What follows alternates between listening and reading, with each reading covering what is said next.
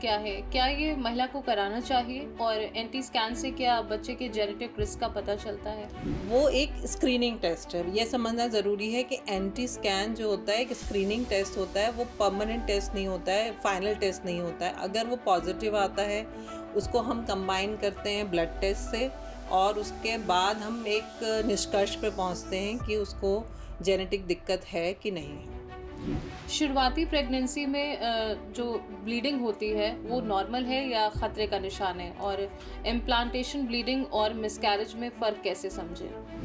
कुछ यूट्रस में चेंजेस हो रहे हैं, कुछ हार्मोनल चेंजेस हो रहे हैं जिसकी वजह से थोड़ी बहुत ब्लीडिंग हो जाती है।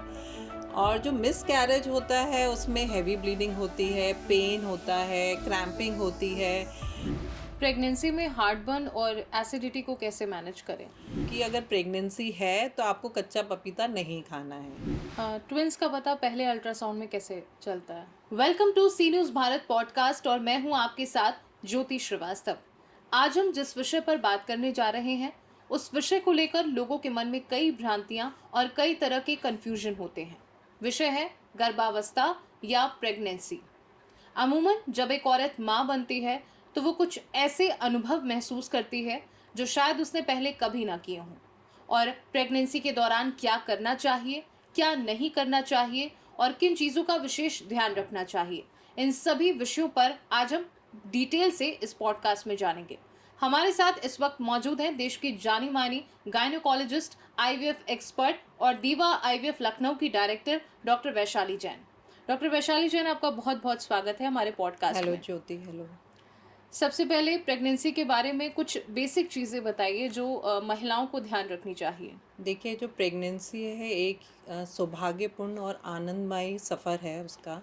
और एक नया चैप्टर उसके लाइफ में चालू होता है। उसके शारीरिक बहुत सारे चेंजेस होते हैं उसके बॉडी में और कुछ भावनात्मक चीज़ें भी होती हैं।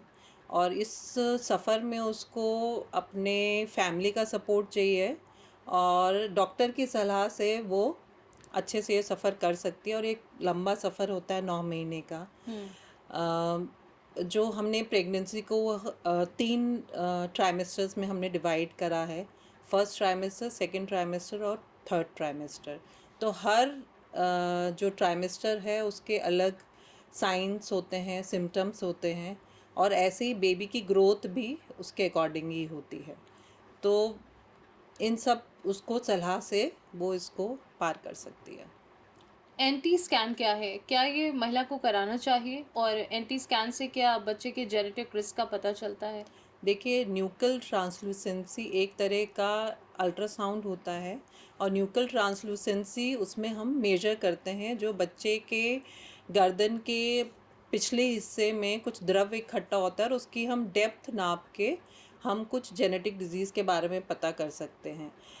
एंटी स्कैन से हम 2-3 जेनेटिक प्रॉब्लम है, आपने डाउन सिंड्रोम बहुत सुना होगा, तो डाउन सिंड्रोम एक हम पता लगा सकते हैं। इसके अलावा ट्राइसोमी 13 और 18 जो बहुत ही लीथल होती है उसको हम एज़ अर्ली एज़ 11 हफ्ते से 14 हफ्ते के दौरान पता लगा सकते हैं। वो एक स्क्रीनिंग टेस्ट है। ये समझना ज़रूरी है कि एंटी स्कैन जो होता है एक स्क्रीनिंग टेस्ट होता है, वो परमानेंट टेस्ट नहीं होता है, फाइनल टेस्ट नहीं होता है। अगर वो पॉजिटिव आता है उसको हम कंबाइन करते हैं ब्लड टेस्ट से और उसके बाद हम एक निष्कर्ष पे पहुंचते हैं कि उसको जेनेटिक दिक्कत है कि नहीं है। पहली बार अल्ट्रासाउंड कब कराना चाहिए? 6 से 8 हफ्ते, 11 से 15, और या फिर इन दोनों में फ़र्क क्या है? कौन सा बेटर है? एक्चुअली बेटर और वो तो नहीं हम कह पाएंगे क्योंकि हर अल्ट्रासाउंड की एक अपनी इम्पॉर्टेंस है। जो 6 हफ्ते से 8 हफ्ते पे हम अल्ट्रासाउंड करते हैं वो बेसिकली हम प्रेगनेंसी की लोकेशन क्या है, बच्चे की हार्ट बीट आ गई है कि नहीं आ गई है, वो जुड़वा तो नहीं है, ट्रिपलेट्स तो नहीं है, या फिर उसमें जो है कोई और कॉम्प्लिकेशंस तो नहीं डेवलप हो रही हैं। और स्पेशली डेटिंग के लिए भी हम अर्ली स्कैन करते हैं 6 से 8 हफ्ते वाला। और 11 से 14 हफ्ता जो एंटी स्कैन होता है उसके बारे में मैंने आपको बता ही दिया है। तो दोनों की अपनी इम्पॉर्टेंस है। एक वाइबिलिटी ऑफ प्रेगनेंसी के लिए 6 से 8 हफ्ते वाला अल्ट्रासाउंड होता है और 11 से 14 हफ्ते वाला जो एंटी स्कैन होता है उसमें एज अर्ली एज हम बच्चे में कोई जेनेटिक प्रॉब्लम या कोई और स्ट्रक्चरल प्रॉब्लम डेवलप हो रही है कि नहीं, हम वो डिटेक्ट कर सकते हैं। तो दोनों ही अल्ट्रासाउंड की इम्पोर्टेंस है। शुरुआती प्रेगनेंसी में जो ब्लीडिंग होती है वो नॉर्मल है या खतरे का निशान है, और इम्प्लांटेशन ब्लीडिंग और मिसकैरेज में फ़र्क कैसे समझे? देखिए, जो शुरुआत में किसी भी महिला को जब ब्लीडिंग हो सकती है, जैसे उसका पीरियड आने का टाइम है और वो पीरियड मिस हो गया, हुँ, तो थोड़ी सी स्पॉटिंग हो सकती है उसको, जो उसको फॉल्स दे सकते हैं कि उसको पीरियड आ गया। हुँ, लेकिन वो हम उसको इम्प्लांटेशन ब्लीडिंग बोलते हैं, क्योंकि वो कुछ यूट्रस में चेंजेस हो रहे हैं, कुछ हार्मोनल चेंजेस हो रहे हैं, जिसकी वजह से थोड़ी बहुत ब्लीडिंग हो जाती है। और जो मिस कैरेज होता है उसमें हैवी ब्लीडिंग होती है, पेन होता है, क्रैम्पिंग होती है, और जो है उसके बाद एबॉर्शन के चांसेस भी बढ़ जाते हैं। तो दोनों में काफ़ी डिफरेंस है, और इम्प्लांटेशन ब्लीडिंग हम एक प्रोसेस ऑफ फिजियोलॉजी हम मान लेते हैं, और मिस कैरेज जो है या वो क्या, इट कैन लीड टू, मतलब it is a sign of abortion. हुँ। मॉर्निंग सिकनेस के कारण क्या होते हैं, और मिल्टी या उल्टी या मिचली से बेबी की सेहत पर असर पड़ सकता है? मॉर्निंग सिकनेस एक फिजियोलॉजिकल फिनोमिना है, बहुत सारे आपने देखा होगा कि उससे भी हम पहले ज़माने में उससे भी हम आइडेंटिफाई करते थे कि वुमेन प्रेग्नेंट है। हुँ, और बहुत सारे हार्मोनल चेंजेस हो रहे हैं, बच्चा पेट में आया है, वूम में आया है, तो उसकी वजह से बहुत सारे हार्मोनल चेंजेस, स्पेशली जो एचसीजी हार्मोन होता है हुँ, वो सिक्रीट होता है, जिसकी वजह से मॉर्निंग सिकनेस होती है, नौजिया होता है। तो ये तो एक हार्मोनल कारण है। इसके अलावा भी इवोल्यूशनरी कारण भी हम मानते हैं कि अगर शुरू के 3 महीने बेबी डेवलप हो रहा है, बहुत सारी चीज़ें उसको ध्यान में रख के करनी होती हैं, कुछ गलत ना खा ले महिला, कुछ नुकसान ना कर दे बच्चे को। तो एक प्रिकॉशनरी मेथड भी हो गया कि महिला का नौजिया हो रहा है तो हो सकता है कि वो बहुत सारी चीज़ें अवॉइड करे जो बेबी को हार्म कर सकती हैं। हुँ। तो फिजियोलॉजिकल और इवोल्यूशनरी कारणों की वजह से हम मॉर्निंग सिकनेस को मानते हैं, और इससे बच्चे को कोई नुकसान नहीं होता है। ये एक पार्ट ऑफ फिजियोलॉजी है। शुरू के 3 महीने आपको नौजिया होगा, उस समय बेबी के वेट का और उसका कंसर्न नहीं होता है, उसके बॉडी पार्ट्स बन रहे होते हैं, तो उसमें कोई भी दिक्कत नहीं होती है। खाने की बात अभी हुई है, तो महिलाओं को प्रेगनेंसी के दौरान पपीता और पाइनएप्पल खाने के लिए मना किया जाता है, तो क्या सच है या फिर एक भ्रांति? नहीं, भ्रांति नहीं, इसमें थोड़ा-सा पॉज़िटिव है, थोड़ा-सा नेगेटिव है। भ्रांति तो मैं नहीं कहूँगी। जो पपाया है, उसमें एक पपेन करके एंजाइम होता है और लेटेक्स होता है। हुँ, स्पेशली जो कच्चा पपीता होता है, तो वो क्या करता है कि वो यूट्राइन कॉन्ट्रैक्शंस को, बच्चेदानी के संकुचन को बढ़ाता है। हुँ, तो कभी-कभी अबॉर्शन के चांसेस होते हैं, लेकिन वो अगर बहुत एक्सेस में लिया जाए, हुँ, अगर आप मॉडरेट अमाउंट में ले रहे हैं या कम ले रहे हैं, तो दिक्कत नहीं करेगा। तो बेसिकली आपकी अगर प्रेगनेंसी है तो आपको कच्चा पपीता नहीं खाना है, ठीक है? हुँ, that is for sure. Moderate और वो भूल जाइए। हुँ, पका हुआ पपीता आप खा सकते हैं, लेकिन एक नॉर्मल अमाउंट में। ऐसे पाइनएप्पल जो है उसमें भी ब्रोमलिन करके एक सब्सटेंस होता है जो यूट्राइन कॉन्ट्रैक्शन को बढ़ाता है।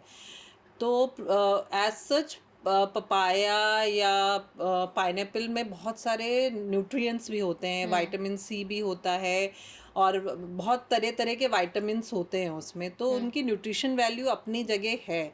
अगर उसको नियमित अमाउंट में खाया जाए तो वो नुकसान नहीं करेगा, पका हुआ पपीता और पाइनएप्पल। प्रेगनेंसी में हार्टबर्न और एसिडिटी को कैसे मैनेज करें? जो फीमेल में हार्मोनल चेंजेस हो रहे हैं ड्यूरिंग प्रेगनेंसी, वो डाइजेशन को अफेक्ट करते हैं। आपका जो इंटेस्टाइन है उसकी मोटिलिटी कम हो जाती है, तो कोई भी फूड डाइजेस्ट नहीं हो पाता है। हुँ, तो इसलिए हार्ट बर्न होने के चांसेस बहुत होते हैं। तो इसमें क्या हम सजेस्ट करते हैं कि महिला को इंस्टेड ऑफ 3 बड़ी मील लेने के, हम कहते हैं थोड़ा थोड़ा थोड़ा खाए, ताकि वो डाइजेस्ट होता रहे। हुँ, इसके अलावा अगर उसको बहुत ही ज़्यादा दिक्कत हो रही है तो हम लोग कुछ मेडिसिन भी प्रिस्क्राइब करते हैं। ठंडा दूध ले सकती है वो, और क्या कहते हैं, जो है कुछ खाने पान में अपने बदलाव कर सकते हैं, जैसे तला भुना और मिर्च मसाले वाली चीज़ें कम कर दें, क्योंकि उनका डाइजेशन इस समय अफेक्टेड होता है। हुँ। अगर मिसकैरेज हो गया है, तो क्या नई प्रेगनेंसी में एक्स्ट्रा केयर की ज़रूरत पड़ती है? देखिए, मिसकैरेज जो है, फर्स्ट मिसकैरेज हो गया तो यूजुअली फीटल फैक्टर होता है, हम उसमें कहते हैं 62% केसेस में वो बेबी सक्षम नहीं था कि वो इस दुनिया में आ सके। लेकिन अगर रिपीटेड अबॉर्शंस हो रहे हैं, मान ली फर्स्ट हो गया फिर सेकंड हो गया, तो उसका इवैल्यूएशन बहुत ज़रूरी है। कुछ ब्लड टेस्ट होने हैं, कुछ अल्ट्रासाउंड होने हैं, कुछ जेनेटिक टेस्ट भी कभी कभी कराने पड़ते हैं to find out the cause कि कॉज क्या थी जिसकी वजह से अबॉर्शन हुआ।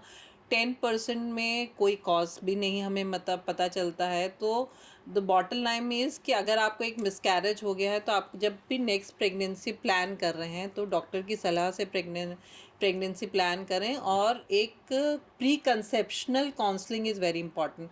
आप अगर प्रेगनेंसी होने के बाद जा रहे हैं तो हम भी बहुत कुछ नहीं कर पाएंगे आपकी मदद, लेकिन आप प्री कंसेप्शन काउंसलिंग कर रहे हैं, आप कुछ सपोर्टिव मेडिसिन प्रेगनेंसी से पहले ले रहे हैं, तो डेफिनेटली वो आपको हेल्प करेगा। ट्विंस का पता पहले अल्ट्रासाउंड में कैसे चलता है? ट्विंस का पता तो फर्स्ट अल्ट्रासाउंड में सबसे अच्छा पता चलता है, और 6 से 8 हफ्ते में जब हम देखते हैं तो वाइबिलिटी भी देखते हैं, साथ में एक सैक है कि 2 सैक हैं कि 3 सैक हैं, वो आपस में जुड़े हुए हैं, आइडेंटिकल ट्विंस हैं, वो सारी चीज़ें हम फर्स्ट अल्ट्रासाउंड जो 6 से 8 हफ्ते पे होता है काफ़ी हद तक हम क्लियर कर लेते हैं। एक वैनिशिंग ट्विन करके भी एक सिचुएशन होती है जिसमें अर्ली प्रेगनेंसी में तो ट्विंस नज़र आ रहे हैं, लेकिन जब हम आप धीरे धीरे आप उसको बढ़ाएंगे तो कभी कभी एक ट्विन डिसअपियर हो जाता है, तो वैनिशिंग ट्विन टाइप की भी चीज़ होती है। तो अगर ट्विन प्रेगनेंसी है तो हमें फॉलोअप में तो रहना पड़ेगा। कहते हैं कि ट्विंस प्रेगनेंसी में बहुत रिस्क होता है, तो क्या वाकई? देखिए, वाकई वर्ड ये है कि twin pregnancy high risk pregnancy है। ट्विन प्रेगनेंसी में मॉनिटरिंग की बहुत ज़रूरत है। ट्विन प्रेगनेंसी में जो है अगर आइडेंटिकल ट्विंस या मोनोजाइगोटिक ट्विंस होते हैं, मतलब बच्चा जो है एक ही झिल्लियों के अंदर है। अगर डाइजाइगोटिक में मतलब 2 अलग अलग सैक हैं और 2 अलग प्लेसेंटा और सब कुछ अलग अलग है तो ज़्यादा दिक्कत नहीं होती है, लेकिन एक ही झिल्ली के अंदर है तो ग्रोथ अफेक्ट होती है। और ट्विंस में एज सच ट्विन की मदर को एनीमिया होने के चांसेस होते हैं, ब्लड प्रेशर ज़्यादा होने के चांसेस होते हैं, प्रीटर्म डिलीवरी होने के चांसेस होते हैं, और ये बच्चे कभी कभी एनआईसीयू में भी जाते हैं। मूड चेंज प्रेगनेंसी में नॉर्मल है या फिर टेंशन की बात, और इसमें खासकर पार्टनर की क्या भूमिका रहती है? मूड चेंज जो है प्रेगनेंसी में एक बिकॉज ऑफ हार्मोन्स जो हैं, हमने एचसीजी हार्मोन पढ़ा या जो भी हार्मोन्स हैं, एस्ट्रोजन वगैरह, बहुत सारे हार्मोनल चेंजेस हो रहे हैं, तो वो मूड स्विंग्स भी करते हैं। और एक पोस्टपार्टम डिप्रेशन भी, मतलब इवन डिलीवरी के बाद भी, प्रेगनेंसी के बाद भी महिलाओं को पोस्टपार्टम डिप्रेशन होने की के चांसेस रहते हैं। और जो है उनको एक तरह की चिंता भी होती है कि पता नहीं प्रेगनेंसी का आउटकम क्या रहे, कोई कॉम्प्लिकेशन तो नहीं होगा। वो महिला जो पहली बार माँ बन रही होती है उसको डर लग रहा होता है कि डिलीवरी के समय क्या होगा। तो ये सारी चीज़ें उसको अफेक्ट करती हैं, और पार्टनर का और फैमिली का सपोर्ट तो बहुत ज़रूरी है हर लेवल पे कि सब अच्छा होगा, डॉक्टर की सलाह से सब बेटर होगा, तो दैट इज़ वेरी इंपॉर्टेंट। अभी आपने कहा कि चिंता होती है महिला को, तो ये चिंता और घबराहट ये नॉर्मल है? चिंता नॉर्मल है, घबराहट थोड़ा बहुत नॉर्मल है। अगर उसका हम लोग उसके पैरामीटर्स भी चेक करते हैं, अगर मान लीजिए उसका हार्ट रेट बढ़ा हुआ है, पल्स रेट बढ़ा हुआ है, तो फिर वो पैथोलॉजिकल है। वरना अगर उसको घबराहट और चिंता है, कभी कभी महिला हमारे पास आती है, जब वो आती है तो उसका ब्लड प्रेशर भी बढ़ा हुआ होता है, तो ये सारे कॉमन वो हैं, मतलब ये उस तरह से प्रेजेंट कर सकती है। लेकिन वो पैथोलॉजिकल हो जाए, मान लीजिए ब्लड प्रेशर कंटिन्यूसली बढ़ा ही आ रहा है, स्ट्रेस की वजह से उसका पल्स रेट बढ़ा आ रहा है, तो दिक्कत की बात है। अदरवाइज पार्ट ऑफ वो है। और चिंता तो डेफिनेटली एंग्जाइटी और चिंता तो होएगी ही अगर प्रेगनेंसी है तो। हाई रिस्क प्रेगनेंसी क्या है और किन संकेतों से पता चलता है कि हाई रिस्क प्रेगनेंसी है? हाई रिस्क प्रेगनेंसी यानी कि उच्च जोखिम गर्भावस्था। तो कुछ सिचुएशंस हाई रिस्क प्रेगनेंसी में यह होता है कि महिला या बच्चे को प्रेगनेंसी के दौरान या डिलीवरी के दौरान कुछ भी कॉम्प्लिकेशंस होने के संभावना एज़ कंपेयर टू जो लो रिस्क प्रेगनेंसी है उसमें ज़्यादा है। अब वो हाई रिस्क प्रेगनेंसी उसको बिकॉज ऑफ प्रीवियस फैक्टर्स हो सकते हैं, मान लीजिए उसको ऑलरेडी डायबिटीज़ है, उसको हाइपरटेंशन है, उसको लिवर डिजीज़ है, वो ओबीज़ है, बहुत ही 40 साल की उम्र में उसको प्रेगनेंसी हो रही है और बहुत सारे मेडिकल फैक्टर्स भी हैं, उसको फाइब्रॉयड है, तो वो एक हाई रिस्क प्रेगनेंसी हो गई। या फिर जब हम पेशेंट को मॉनिटर कर रहे हैं ड्यूरिंग प्रेगनेंसी, हम उसको देख रहे हैं थ्रू आउट प्रेगनेंसी और कोई चीज़ डेवलप हो जाती है, जैसे उसका ब्लड प्रेशर प्रेगनेंसी में बढ़ जाता है, उसका शुगर बढ़ जाता है, उसको उसको जॉन्डिस हो जाता है, बेबी के आसपास पानी कम हो जाता है, बेबी जो है कि ग्रोथ कम हो रही होती है, प्लेसेंटा की लोकेशन जो है एबनॉर्मल हो जाती है, नीचे हो जाता है, बच्चे की पोजीशन वो ट्रांसवर्स में चला जाता है या ब्रीच हो जाता है, तो वो फिर एक normal pregnancy high risk pregnancy में कन्वर्ट हो जाती है। तो वो पहले की स्थिति और ड्यूरिंग जब हमें वो दिखा रही है तो हम उसको लेबल करते हैं हाई रिस्क प्रेगनेंसी। और हाई रिस्क प्रेगनेंसी का मेन ये है कि उसको किसी एक तो एक्सपीरियंस डॉक्टर और दूसरा जो टर्शरी केयर सेंटर बोलते हैं, जहाँ पे सब तरह की सुविधाएं अवेलेबल हो, ब्लड बैंक हो, जहाँ पे मदर को कोई कॉम्प्लिकेशन हो तो आपके पास एक अच्छी टीम हो, और बेबी को अगर दिक्कत हो तो आपके पास नियोनेटल इंटेंसिव यूनिट हो। तो ये सारी चीज़ों के को ध्यान में रखते हुए उसकी डिलीवरी होनी होती है। तो गवर्नमेंट भी ऐसा कर रही है कि आशा बहू और वो सब जब मॉनिटर कर रहे हैं, अगर लो रिस्क प्रेगनेंसी है तो वो पीएचसी सीएचसी में डिलीवर हो सकते हैं, जब वो हाई रिस्क प्रेगनेंसी है तो उसको टर्शरी केयर सेंटर में ही डिलीवर होना है।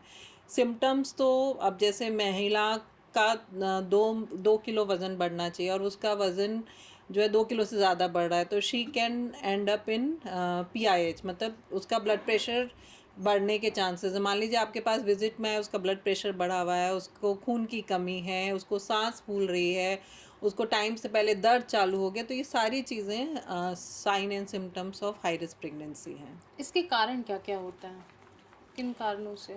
कारण तो अगर हम आइडेंटिफाई करें तो कारण महिला को अगर पहले से ही कोई डिज़ीज़ है तो प्रेगनेंसी उस डिज़ीज़ को एक्सेलरेट करेगी। मान लीजिए उसको हार्ट डिज़ीज़ है तो प्रेगनेंसी उसको बढ़ा सकती है, उसकी डिज़ीज़ को। उसको शुगर है तो एज सच जो प्रेगनेंसी एक डायबिटोजेनिक कंडीशन है, ब्लड प्रेशर प्रेगनेंसी में ब्लड प्रेशर होने के चांसेस एज़ कम्पेयर टू एक नॉन प्रेग्नेंट फीमेल ज़्यादा होते हैं। तो प्रेगनेंसी में जितने भी फिजियोलॉजिकल चेंजेस हो रहे हैं, जितने भी हार्मोनल चेंजेस हो रहे हैं बॉडी में, वॉल्यूम बढ़ रहा है, वेट बढ़ रहा है, तो ये सारी चीज़ें ऐड करती हैं उसको convert into high risk pregnancy. इसको हाई रिस्क प्रेगनेंसी को मैनेज कैसे करें, अगर पता हाई चल जाए? रिस्क प्रेगनेंसी को मैनेज के लिए फ्रीक्वेंट विज़िट टू डॉक्टर, जहाँ पे हम जैसे 28 हफ्ते के बाद हम 2 हफ्ते पे बुलाते हैं, हो सकता है आपका डॉक्टर आपको हर हफ्ते बुलाए या हर तीसरे दिन पे बुलाए। तो इंटेंसिव मॉनिटरिंग की आपको भी ज़रूरत है और बेबी को भी ज़रूरत है, तो टाइम टू टाइम मतलब जो भी आपकी विज़िट टू डॉक्टर होगी वो बढ़ जाएगी। कोई कहता है कि प्रेगनेंसी हो तो आराम करो, बच्चा आराम से पैदा होगा, नॉर्मल डिलीवरी होगी। कोई कहता है कि काम करते रहो, एक्टिव रहोगे तो नॉर्मल डिलीवरी होगी। और पहले के टाइम में लोग कहते भी थे कि बैठ के पोछा लगाओ तो नॉर्मल डिलीवरी के चांसेस बढ़ जाते हैं। और आजकल तो अगर थोड़ी सी भी जैसे 5 to 6 मंथ हो गया तो एक महिला झुकने में भी संकोच करती है कि कहीं कोई प्रॉब्लम ना हो जाए। तो ये दोनों चीज़ों में फैक्टर्स कितने हद तक सही हैं और कितने हद तक गलत? देखिए, फिज़िकल एक्टिविटी के लिए हम नहीं मना करते हैं, और आपकी अगर लो रिस्क प्रेगनेंसी है तो आप आराम से काम करिए, कोई दिक्कत नहीं है, जितनी आपकी बॉडी आपको अलाउ करे। हम्म। मतलब किसी की कैपेसिटी, हर महिला की कैपेसिटी डिफरेंट होती है, तो जितना आपकी बॉडी बिना थके आपको अलाउ कर रही है आप उतना फिज़िकल वर्क कर सकते हैं। लेकिन आपकी हाई रिस्क प्रेगनेंसी है, मान लीजिए आपकी आंवल नीचे है, प्लेसेंटा नीचे है, तो डेफिनेटली हम कहेंगे कि आप रेस्ट करिए। आपको प्रेगनेंसी के किसी भी स्टेज में आपको ब्लीडिंग स्टार्ट हो जाती है तो हम कहेंगे कि आप रेस्ट करिए। तो अगर आपकी लो रिस्क प्रेगनेंसी है तो कोई भी रेस्ट की ज़रूरत ही नहीं है, आप अपना रूटीन वर्क कर सकते हैं। हम लोग स्ट्रेनुअस वर्क के लिए डेफिनेटली मना करते हैं कि आप भागे नहीं। आप जब वॉक करें तो आराम से चढ़िए, सीढ़ी चढ़ने को भी हम मना नहीं करते हैं, लेकिन आपके अगर डेफिनेटली हाई रिस्क प्रेगनेंसी है तो थोड़ा सा हम आपको रेस्ट एडवाइस करते हैं। कहते हैं कि जब प्रेग्नेंट हो तो नारियल खा लो, केसर खा लो तो बच्चा गोरा और हष्ट पुष्ट पैदा होगा। तो क्या देखिए, ये सच्चाई है? नारियल और जो है केसर वगैरह जो है कलर तो जीन्स पे डिपेंड करता है, मतलब आपकी जो जीन्स हैं आपके उस पे डिपेंड करता है। हाँ, लेकिन ये चीज़ें खाने से आपका न्यूट्रिशन लेवल बढ़ता है तो डेफिनेटली बच्चा तंदुरुस्त और अच्छा पैदा होता है। दैट इज़ द ओनली वो, मतलब कलर का इससे कोई लेना देना नहीं है। ओके। कई बार ऐसा देखा जाता है कि जब महिलाएं प्रेग्नेंट होती हैं तो अमूमन उनका खट्टा खाने को मन करता है, तो इसके पीछे क्या साइंटिफिक रीज़न है कोई? खट्टा खाने का मन करता है। खट्टा तो एक्चुअली क्या है कि ये भी सब आपके टेस्ट बड्स जो होते हैं वो चेंजेस हो रहे होते हैं, हार्मोनल चेंजेस हो रहे हैं आपके, इमोशनल चेंजेस हो रहे थे, तो ये सारी चीज़ें आपको कहीं ना कहीं मोटिवेट करती हैं आप खट्टा खाइए। तो that is the only reason कि खट्टा खा रहे हैं और कोई नुकसान नहीं है, विटामिन सी मिल रहा है उससे, तो और अच्छी बात है। प्रेगनेंसी के दौरान आयरन की कमी से समस्याएं होती हैं, तो ऐसा क्या किया जाए कि आयरन की कमी हो ही ना? देखिए, जो प्रेगनेंसी है वो एक फिजियोलॉजिकल एनीमिया प्रेगनेंसी में होता ही है। मतलब क्योंकि मदर का जो ब्लड वॉल्यूम है वो बढ़ जाता है, बेबी को अपनी ग्रोथ के लिए आयरन चाहिए होता है, तो डिमांड बढ़ जाती है। हम्म। प्रेगनेंसी में डिमांड बढ़ जाती है, तो हमें डाइट के साथ हमें आयरन की कैप्सूल्स लेनी ही पड़ती हैं। 30 to 60 मिलीग्राम एक्स्ट्रा चाहिए होता है एज़ कम्पेयर टू हमारी डाइट। हम कितनी भी डाइट ले लेंगे वो पूरा नहीं होगा, तो हमें आयरन कैप्सूल्स तो लेनी ही लेनी है। उसको हम सप्लीमेंट कर सकते हैं मेडिसिन खाने पीने से। जैसे आयरन रिच डाइट होती है, उसमें आपका चुकंदर है, गाजर है, हरी सब्जियां हैं, चना ले लीजिए, एप्पल ले लीजिए। तो फ्रूट्स और वेजिटेबल्स जिसमें भी आयरन होने की कंटेंट ज़्यादा है आप वो खाइए। तो दोनों चीज़ों को करने से आपका एनीमिया के चांसेस कम हो जाते हैं। कई बार महिला की डिलीवरी 9 मंथ की जगह 7th मंथ में ही हो जाती है, और कहा जाता है कि जब बच्चा टाइम से पहले ही पैदा हो जाए तो अक्सर वो बीमार ही रहता है, तो क्या ये सही है? नहीं, ऐसा तो नहीं है। जो थोड़ा उसके सिस्टम है वो देर से डेवलप होते हैं। अगर 7th मंथ के बच्चे भी अच्छा सा प्रोग्रेस करते हैं अगर वो एंटीनेटल पीरियड में मैनेजमेंट ठीक हुआ हो। कुछ इंजेक्शन्स हम लगाते हैं, फेफड़े मजबूत करने का इंजेक्शन लगाते हैं, ब्रेन डेवलपमेंट के लिए इंजेक्शन्स लगाते हैं। तो और अभी तो नियोनेटल यूनिट्स बहुत एक्सटेंसिवली बहुत ही अच्छी हो गई हैं। तो ये बच्चे भी जो टर्म बेबीज़ हैं उन्हीं की तरह प्रेजेंट करते हैं, और उनका आईक्यू और एक्टिविटी भी सेम रहता है। बहुत बहुत धन्यवाद आज के इस पॉडकास्ट में हमें ये महत्वपूर्ण जानकारियाँ देने के लिए। Thank you. तो जैसे कि आपने आज देखा कि प्रेगनेंसी के दौरान एक महिला को क्या करना चाहिए और क्या नहीं करना चाहिए, क्या खाना चाहिए, कैसे मूड स्विंग होते हैं, कैसे फैमिली को सपोर्टिव रहना चाहिए, खासकर पार्टनर को, और क्या कुछ ऐसी चीज़ें हैं जिन पर हमें विशेष रूप से ध्यान रखना चाहिए। अल्ट्रासाउंड, कौन सा अल्ट्रासाउंड बेहतर है, 6 से 8 हफ्ते वाला या 11 से 15 हफ्तों वाला, ये सब आपने आज इस पॉडकास्ट में जाना। तो आपको हमारा ये पॉडकास्ट और इसमें दी गई जानकारियाँ कैसी लगी हमें कमेंट करके ज़रूर बताइएगा। फिलहाल के लिए हमें दीजिए इजाज़त और आप देखते रहिए सी न्यूज़ भारत। हर खबर आपके साथ, आपके हाथ।